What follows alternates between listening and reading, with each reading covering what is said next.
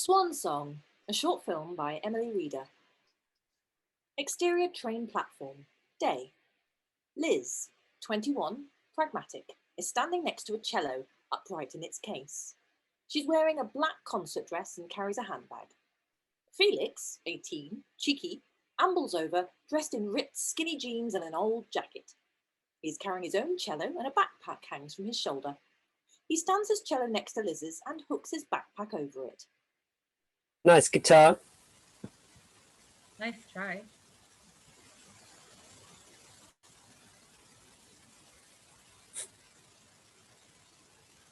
If you see anything that looks suspicious, do not hesitate to inform a member of staff. See it, say it, sort it. Felix and Liz glance at their cellos at the same time and grin at each other. After another pause, Where are you heading? I'm filling in for a quartet. They tour all over the country. Are you now? Excuse me? No, it's just that tonight I am also filling in for a quartet that tour all over the country. Where? Party in Puddle Town. Must be a different one. I doubt it. Puddle Town is tiny. But they asked me specifically. Well, they asked me to specifically. You don't need two cellists. I was told it was an audition. But the party's only a few hours away. You're not even dressed, for God's sake. What are you going to play? Why would I tell you? So you don't know what you're playing. Of course I do. I probably shouldn't tell you what I'm playing. I wouldn't want to give you an advantage. Bet you want to know, though. Not particularly. Felix starts spinning his cello around. Liz glances over and puts her hand protectively on her own case. The train arrives and the pair pick up their cellos. Felix gestures for Liz to get on first. They both haul their cases into the carriage. Interior train carriage, day. Liz and Felix shuffle down the aisle. Liz wedges her cello into a seat and moves to sit beside it. Before she can, Felix lifts his own cello over his head and fills the space. He gestures to the seats opposite. Window or aisle? Liz shuffles into the window seat, her handbag protectively on her lap. Felix puts his backpack on the shelf above and gestures to do the same with Liz's bag. She shakes her head and starts fiddling with the bag strap. Felix sits beside her and checks his phone. Liz takes some sheet music out of her bag. Felix puts his phone back in his jacket pocket and sticks out his hand. I'm Felix. Liz. Liz gets out a pencil and starts annotating the music, pausing occasionally to visualize sections. Felix peers over her arm. God, this is so classic. There. I'll do that again. God, this is so classic FM. I think I did most of these in school. You'd think a touring quartet would avoid something like this. Well, that's the industry, isn't it? And they don't really tour that far. What, were you trying to impress me? Don't be daft. Then why are you blushing? I'm going to get some work done if you don't mind. Sure. Puts some headphones in and closes his eyes. Liz glances up at him, then continues annotating. Exterior, the old vicarage, day. The vicarage is grand but dilapidated. A weed-covered driveway leads to a large lawn in front of the house. In the centre of the lawn is a spacious marquee. The marquee itself is elegantly decorated, but the surrounding garden is overgrown. Liz and Felix carry their belongings up the drive. Felix is suppressing laughter. What's so funny? Okay, I should probably tell you something before we arrive. We have arrived. There isn't an audition. What? This is my parents' party. You're kidding. I can't believe you don't even know me. I'm sorry. I just couldn't resist. You were so panicked. No, I wasn't. That would be ridiculous. Sure it would. Anyway, good luck. I'll keep an ear out for you. Felix speeds up his pace and swerves off towards the house as Liz pauses in bewilderment.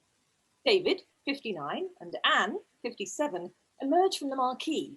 Both are thin and appear older than they are. They spot Felix as he opens the front door of the house. Felix, darling. Anne moves as if to follow him, but David puts a hand on her arm and shakes his head. Felix closes the front door behind him. Anne looks crestfallen. Interior, marquee, night. The party is in full swing. Situated at one end of the marquee is the quartet, playing Vivaldi's Autumn and a table holding drinks and buffet food. The musicians are positioned too close to the table, meaning that Liz frequently has to stop playing in order to avoid poking passers-by with her bow. A few chairs have been placed around the edge of the marquee, but most of the guests are standing in the centre with their food and drinks, chatting. The dress code is formal.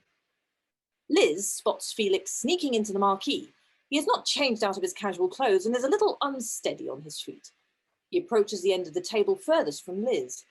He does not notice Liz watching him. He takes a bottle of champagne and exits the marquee with it. After a few more bars of playing, there is a chime of cutlery on a glass. The quartet pauses and the crowd quietens. Liz looks around to find the source of the noise and spots David at the opposite end of the marquee, smiling at the turned heads. Anne is standing beside him, holding his arm. I would like to start by thanking each and every one of you for your joining us here today. It is such a pleasure to have all of you in one room together, knowing that every single person here has enriched our lives in one way or another. Despite everything, I feel myself to be very lucky indeed.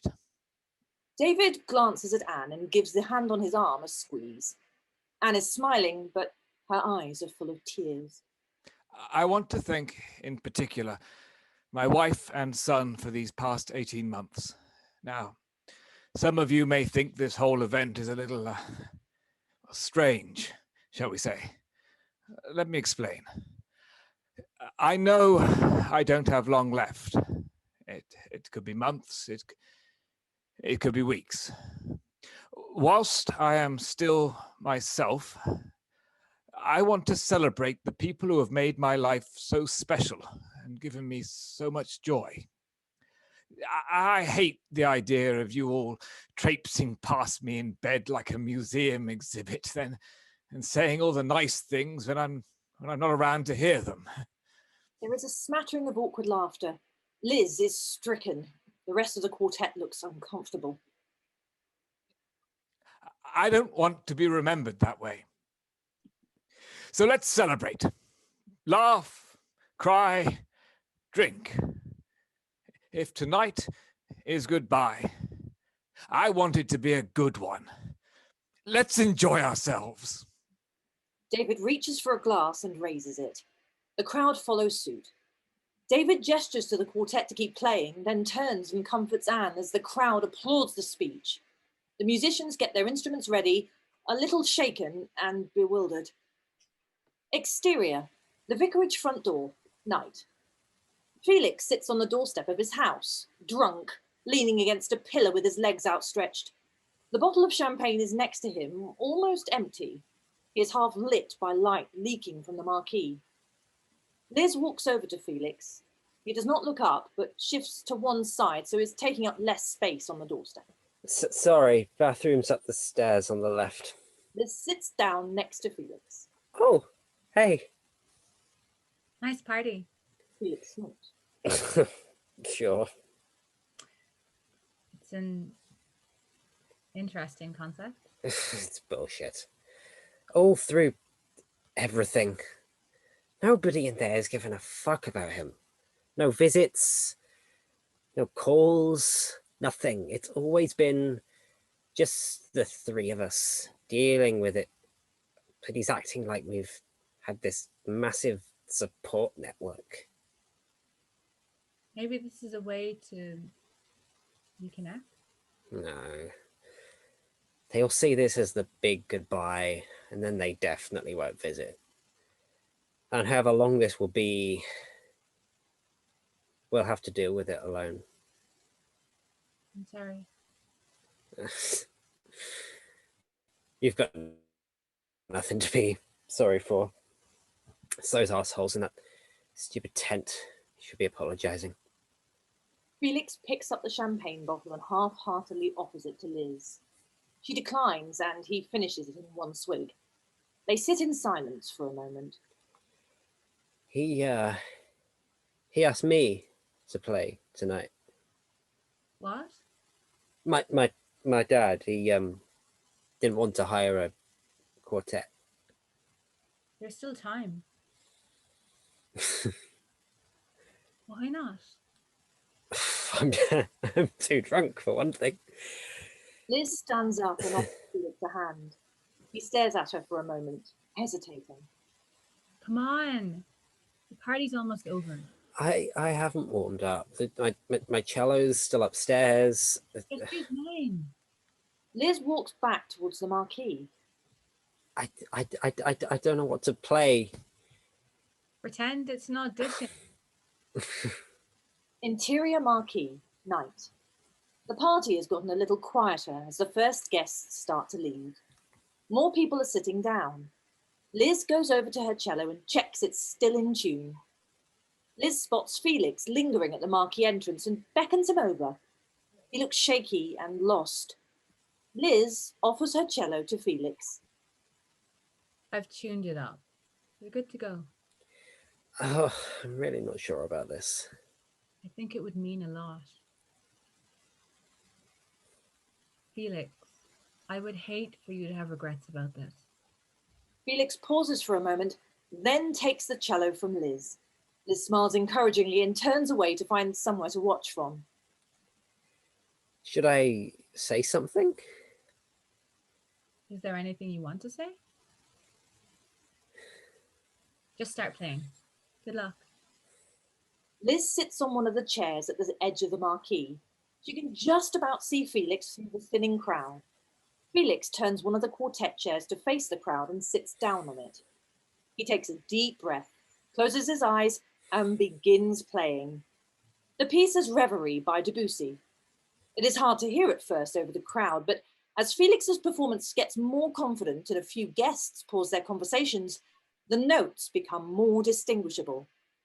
Liz spots David and Anne sitting a few chairs away from her with their arms linked.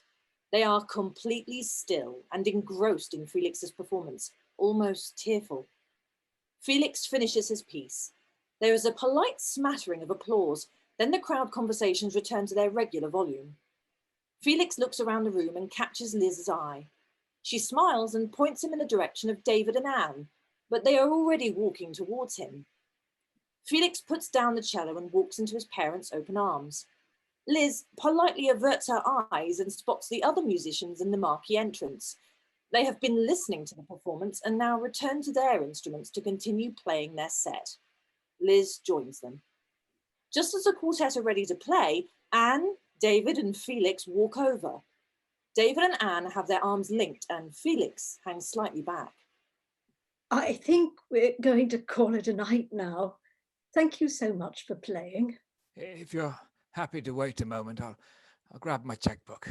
I can get enough. David and Anne wander off and the musicians begin to pack away their instruments. Felix awkwardly approaches Liz, but doesn't seem to know what to say. Liz notices him. How did you find the cello? It's nice. Yeah. You sounded great. Thanks. Look, thank you. Liz pauses her packing, her cello now in its case. I'm glad I could help. Can I help you with your carrying your cello or something? Liz hesitates for a second, then hands him her cello. He is visibly more careful with it than his own instrument. The pair smile at each other. End.